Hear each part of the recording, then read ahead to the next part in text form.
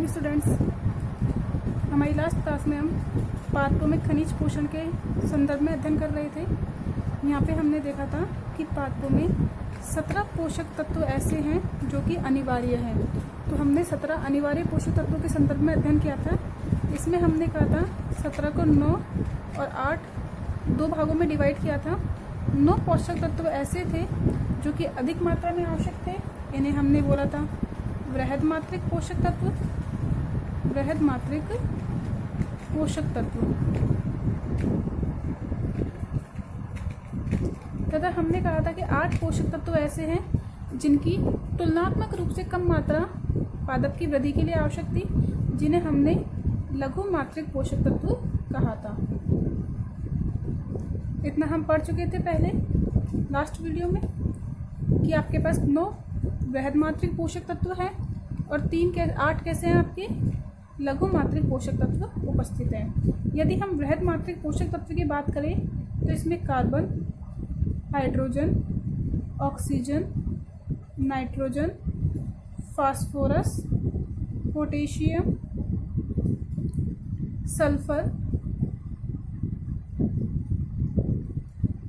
Calcium और magnesium 1, 2, 3, 4, 5, 6, 7, 8 and 9। तो आपके पास 9 क्या हो गए? ये आपके वृहद मात्रिक पोषक तत्व। दोबारा देखिए, carbon, hydrogen, oxygen, nitrogen, phosphorus, potassium, sulphur, calcium and magnesium. Clear हुआ? अगर हम 8 पोषक तत्वों की बात करते हैं जो कम मात्रा में, तुलनात्मक रूप से कम मात्रा में आवश्यक है, वो कौन कौन से हो गए आपके?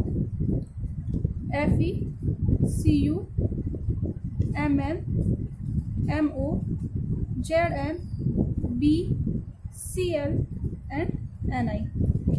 Iron, copper, manganese, molybdenum, zinc, boron, chlorine and निकल। ये ऐसे हैं जिनकी मात्रा तुलनात्मक रूप से कम आवश्यक होती है। हमने बात की थी इनमें से कार्बन, हाइड्रोजन एंड ऑक्सीजन, इन्हें हमने क्या कहा है? अखनिज पोषक तत्व। ये कहाँ से मिलते हैं? ये आपको मृदा से नहीं मिलते हैं। यह कार्बन डाइऑक्साइड के रूप में मिलता है, यह ऑक्सीजन के रूप में मिलता है और यह जल के अणुओं के रूप में मिलता है। इनमें से नाइट्रोजन, फास्फोरस और पोटेशियम, इनकी सर्वाधिक मात्रा आवश्यक होती है, इसीलिए इन्हें क्या बोल दिया था हमने? प्राथमिक वृहद मात्रिक पोषक तत्व। क्या बोला था इन्हें? प्राथमिक वृहद मात्रिक पोषक तत्व। और बाकी इन्हें क्या बोल दिया था हमने? द्वितीय वृहद मात्रिक पोषक तत्व। द्वितीय वृहद मात्रिक पोषक तत्व। क्लियर हुआ? अब देखिए, ये जो आपके पास अनिवार्य पोषक तत्व है, इन्हें हमने इनकी आवश्यकता के आधार पर कि कैसे, क्या इनका कार्य है, इन्हें हमने इनके कार्य के आधार पर भी वर्गीकृत किया है कि इन्हें अनिवार्य पोषक तत्वों को कि कौन कौन से कार्य में सहायक होते हैं, उनके आधार पर भी इन्हें वर्गीकृत किया गया है। कार्य के आधार पर वर्गीकरण में पहला है संरचनात्मक पोषक तत्व। पहला वर्गीकरण किसके आधार पर? कार्य के आधार पर पहला वर्गीकरण कौन सा है? संरचनात्मक पोषक तत्व, यानी कि ऐसे पोषक तत्व जो कि आपके प्लांट की, पादप की संरचना निर्मित करने में काम में आ रहे हैं। संरचना किसकी बनी होती है पादप की? कार्बोहाइड्रेट की, प्रोटीन की, वसा की। और हम बात कर चुके हैं कार्बोहाइड्रेट, प्रोटीन और वसा सब किसके बने होते हैं? Carbon, hydrogen and oxygen. यदि हम प्रोटीन की बात करते हैं तो प्रोटीन में हमारे पास नाइट्रोजन भी उपस्थित होता है। तो संरचनात्मक पोषक तत्वों में हमने कार्बन, हाइड्रोजन, ऑक्सीजन और नाइट्रोजन को सम्मिलित किया है, जो कि पादप के विभिन्न जैव रासायनिक पदार्थों को, यानी कि कार्बोहाइड्रेट, प्रोटीन, वसा इत्यादि के संरचना के निर्माण में क्या होता है? सहायक होता है, जिनसे मिलकर ही पादप का शरीर बना है। जो दूसरा वर्गीकरण है वो कौन सा है? ऊर्जा संबंधित पोषक तत्व।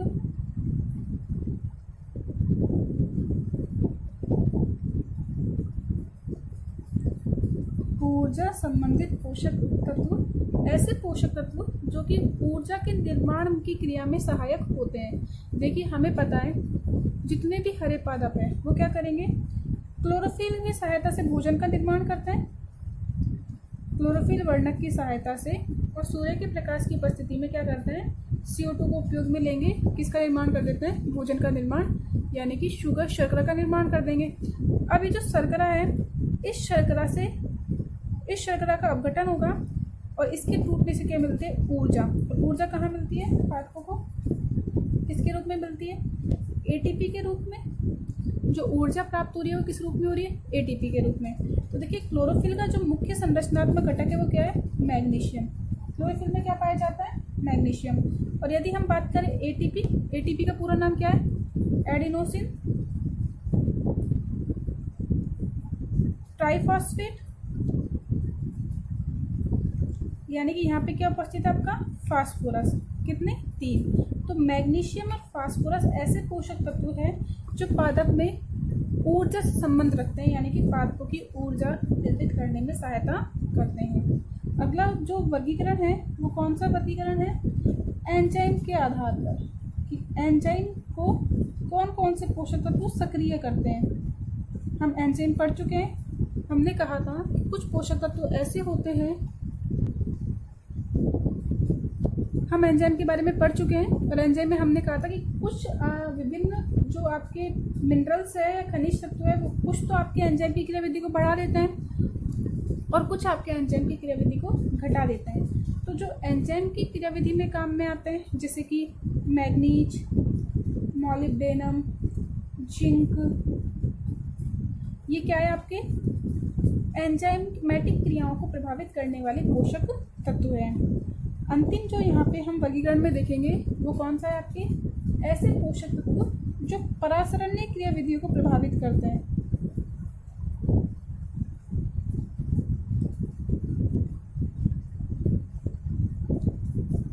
ऐसे पोषक तत्व जो परासरणीय क्रियाविधियों को प्रभावित करते हैं, इसमें जो मुख्य पोषक तत्व क्या है, पोटेशियम और क्लोरीन। पोटेशियम और क्लोरीन क्या करते हैं, ये पोटेशियम के ऊपर प्लस होता है, क्लोरीन के ऊपर माइनस होता है चार्ज। ये क्या करते हैं, आपके आयनों के विनिमय में सहायता करते हैं। यदि कोई प्लस आयन आ रहा है तो उसके स्थान पर, जैसे कि हमने देखा था रंध्र के खुलने बंद होने की विधि, K+ आयन बाहर निकल रहा था तो उसके स्थान पर कौन आ रहा था, H+ आयन। यानी कि ये आयन ट्रांसफर करके, स्थानांतरण करके विभिन्न परासरणीय क्रियाओं विधियों को संपन्न करने में सहायक होते हैं।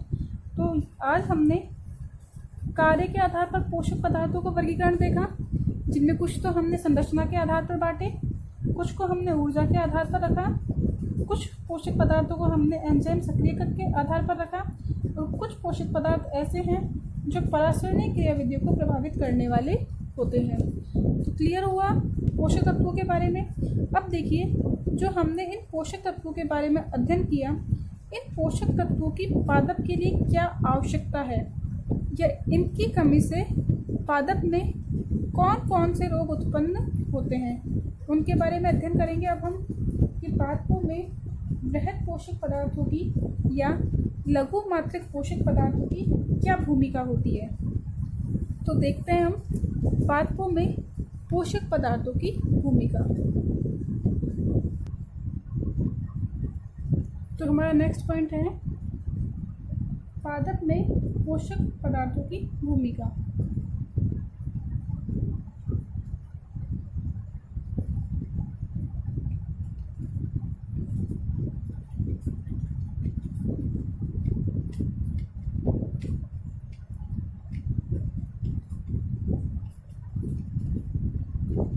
देखिए इस पॉइंट में हम बृहद मात्रिक और लघु मात्रिक दोनों ही पोषक तत्वों की भूमिका पढ़ेंगे।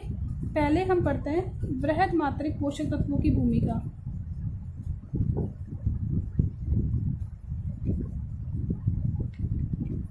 बृहद मात्रिक पोषक तत्वों की भूमिका कि आपके पास जो बृहद मात्रिक पोषक तत्व है उनका पादप में क्या रोल है।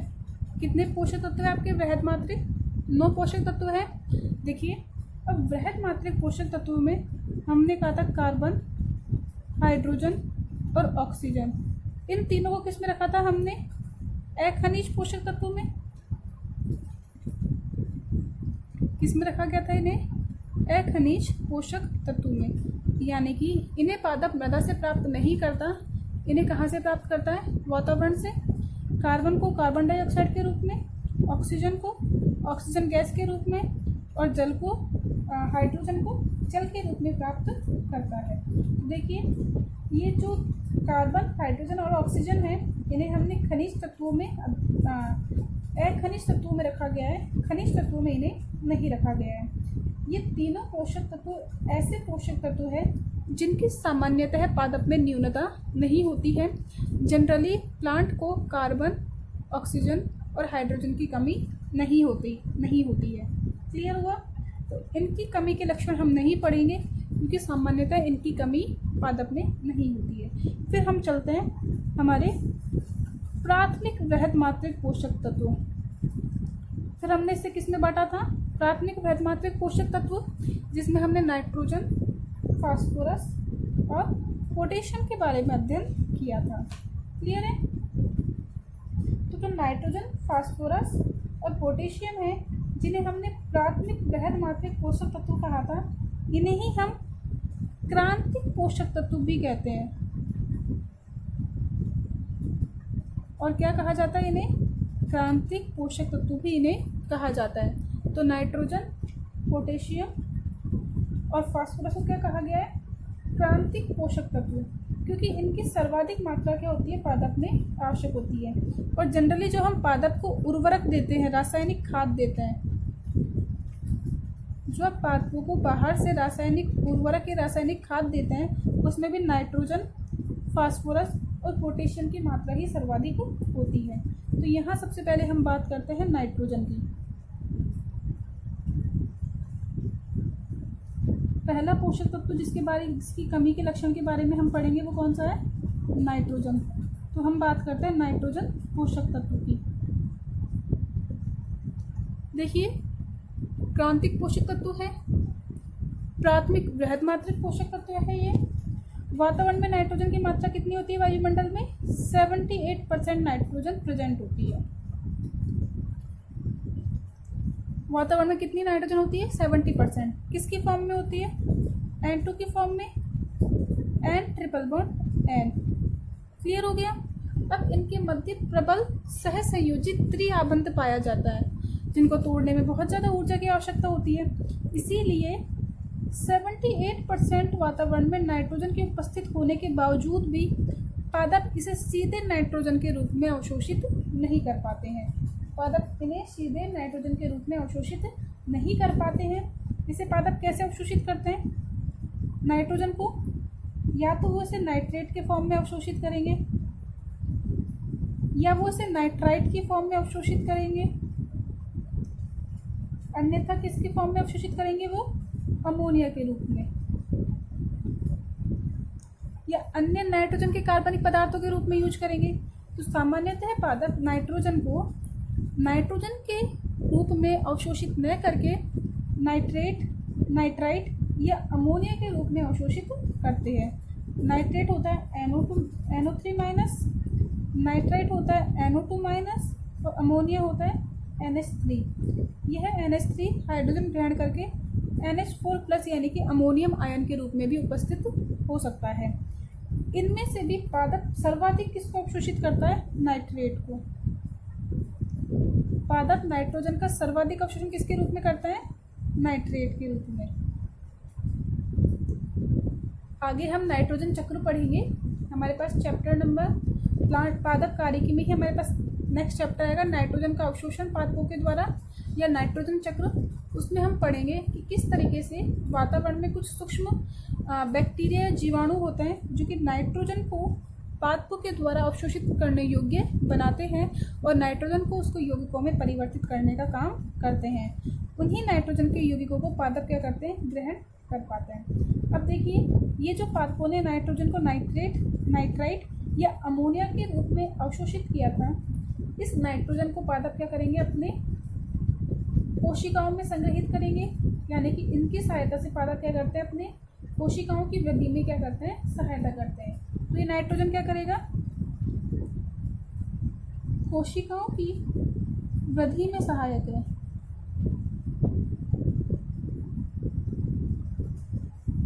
जो पादप ने नाइट्रोजन अवशोषित किया है, यह नाइट्रोजन क्या करेगा, आपकी कोशिकाओं की वृद्धि में सहायक है। अब कोशिकाओं की वृद्धि में कैसे सहायक है देखते हैं।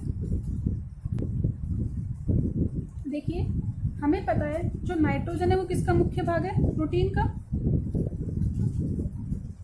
प्रोटीन में कार्बन, हाइड्रोजन और ऑक्सीजन के साथ साथ क्या पाया जाता है, नाइट्रोजन पाया जाता है। तो किसका संश्लेषण करने में सहायक है, प्रोटीन का।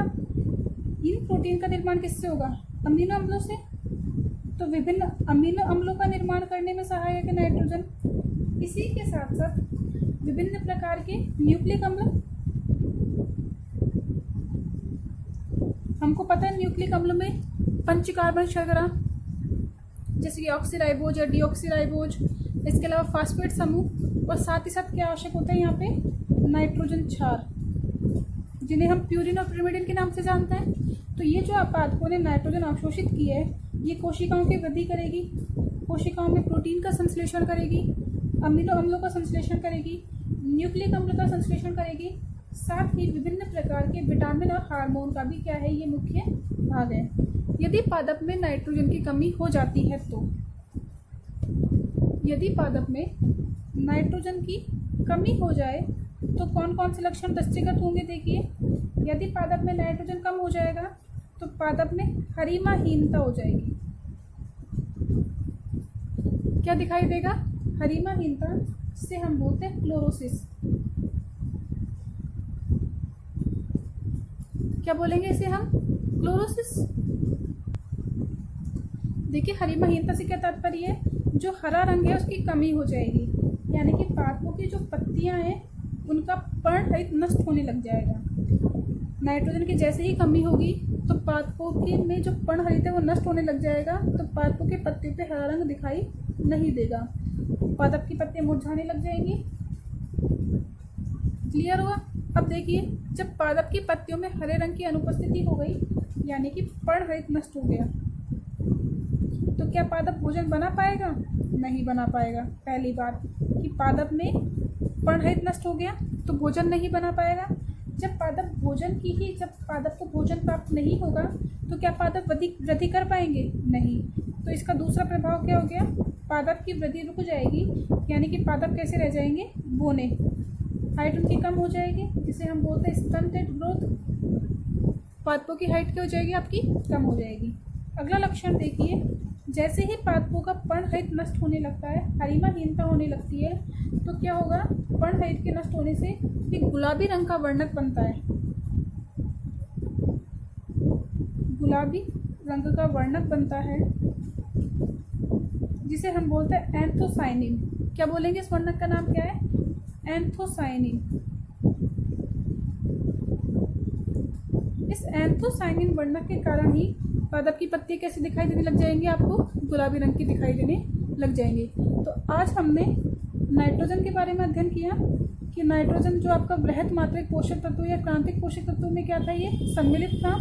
इसे पादप सीधे नाइट्रोजन के रूप में अवशोषित नहीं करते हैं, इसे नाइट्रेट, नाइट्राइट या अमोनिया के रूप में अवशोषित करते हैं। क्या करेगा ये अवशोषण होकर, कोशिकाओं की वृद्धि करेगा, प्रोटीन का संश्लेषण करेगा, अमीनो अम्ल का संश्लेषण करेगा, न्यूक्लिक अम्ल का निर्माण करेगा, इत्यादि प्रक्रियाओं में भाग लेता है। इसी के साथ साथ यदि पादपों में नाइट्रोजन की कमी हो जाती है तो हरिमाहीनता उत्पन्न हो जाएगी। इसके साथ ही पादप कैसे हो जाएंगे, बोने रह जाएंगे और पादपों में गुलाबी रंग का वर्णक दिखाई देने लग जाएगा। तो आज के लिए इतना ही। अगले वीडियो में हम अन्य बृहद मात्रिक पोषक तत्वों की भूमिका के बारे में अध्ययन करेंगे। Thank you.